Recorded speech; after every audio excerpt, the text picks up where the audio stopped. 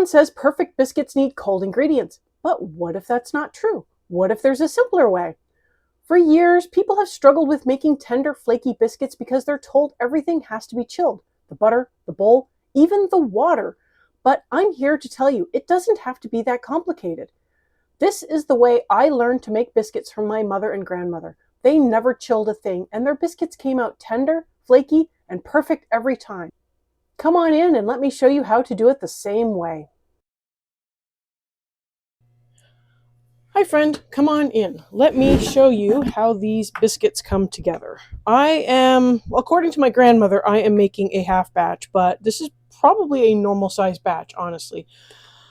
Her batch calls for 4 cups of flour. I am making half of that. So we're going to start with 2 cups of flour. To that, I want to add 4 teaspoons of baking powder, half a teaspoon of salt. I am using pink salt, so it will show up very nicely. And I'm going to put in 2 teaspoons of sugar. Now, my grandmother supposedly used to take this exact same recipe and also turn it into like a shortbread cinnamon roll. I remember absolutely loving that as a kid. I don't think I would like it now because it's like the bread part would get very stale very fast. But it was still really good when it was fresh from the oven. I am going to get this mixed together as best I can, make sure there's no lumps. Yes, I am just using my hands. That's just the way I am. I did wash them beforehand. I need about a 1/3 cup of lard. I'm going to get what I can out this way. My lard comes in like wrapped in wax paper in a cardboard box, and the wax paper must have leaked the last time because the box was just greasy, so I had to put it in something else. It was kind of gross. Now I am going to just get this cut in. As I'm using lard here instead of butter, I want to share a little tip. Lard has a higher melting point than butter, and this is one of the reasons it makes biscuits so light and fluffy. And because of this, you can get great results without chilling anything. My family has done it this way for years. The texture might be slightly different than a butter-based biscuit, but I think you'll still like how tender and flaky these biscuits are. My grandmother has been making these biscuits for years. In fact, she was the official biscuit maker in her family. She was from a very large family. She would make large batches of biscuits every day.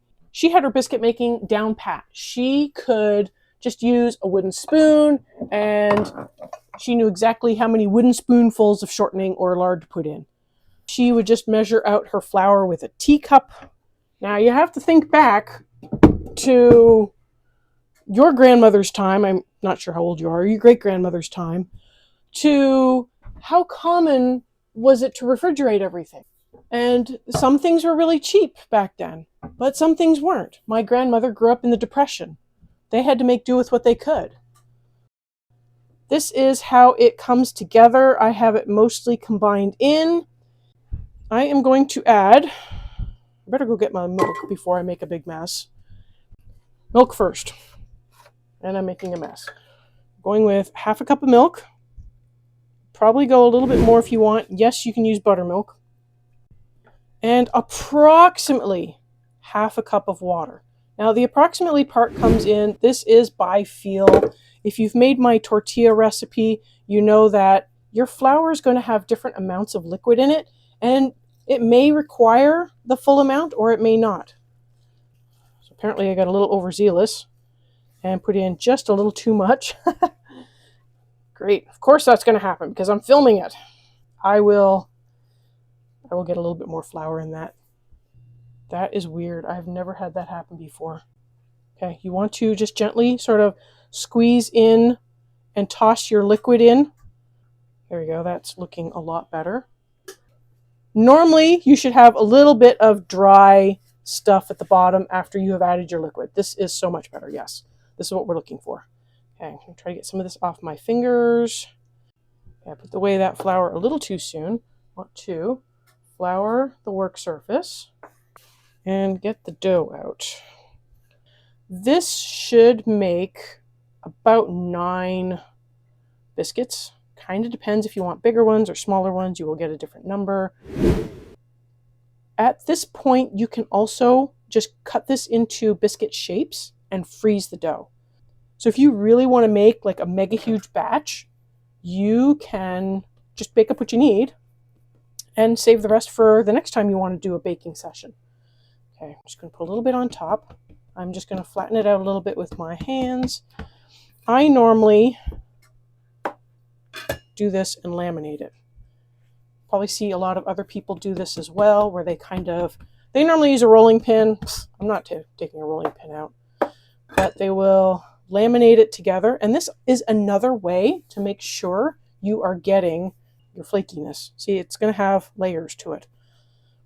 I'll probably put that between another layer so it hides it a bit better. There we go. I'm just trying to square it off at this point.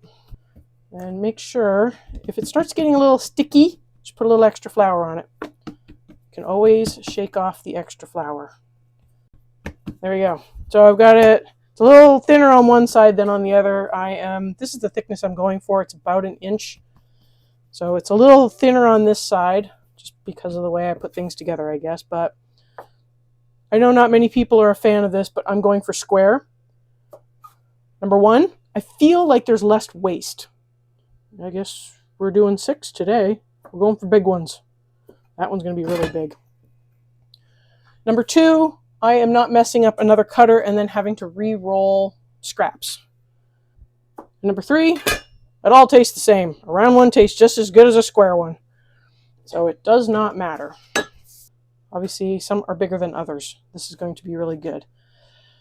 I can freeze the dough now, or I can bake it now. I'm going to just bake them all off because there's really not that many. You can also freeze them after they have been baked. They freeze beautifully, cool them off, freeze them immediately. Then they won't get that kind of stale texture to it. That's it. I have my oven preheated to 450. I'm using convection bake. I have no idea if it makes a difference for such a short amount of time. I normally use 450 when I have a regular oven as well. It will take about 16 to 20 minutes. It will depend on how golden you like your biscuits. So I will show you, I like to go for a lightly golden biscuit. I'll show you what it looks like when it comes out of the oven. If you want to see more of my family's tried and true recipes, subscribe to the channel. I've got some amazing ones coming up and you won't want to miss them. This is how the biscuits turned out. This is the advantage to doing that lamination technique, is it just flakes apart. I am going to get a little butter on here and some jam. I am using my spreadable butter. If you have not seen that video, go check it out. It does not tear up the bread when you try to spread it from the fridge, which is awesome. It makes it easier on my kids, honestly, because my kids, they want the I want it now type thing, and having them put something in the microwave and have to thaw it just a little bit, and they always overdo it. So it's a cheaper hack than buying that stuff at the store. I have some strawberry jam here. Oh, the best jam is freezer jam. It's actually a strawberry sour cherry jam. This is really good. Got that cherry, but it still has strawberry. It's tender. It's flaky. What more do you want from a biscuit? Oh, it's easy to make. That's what. You see the layers in there?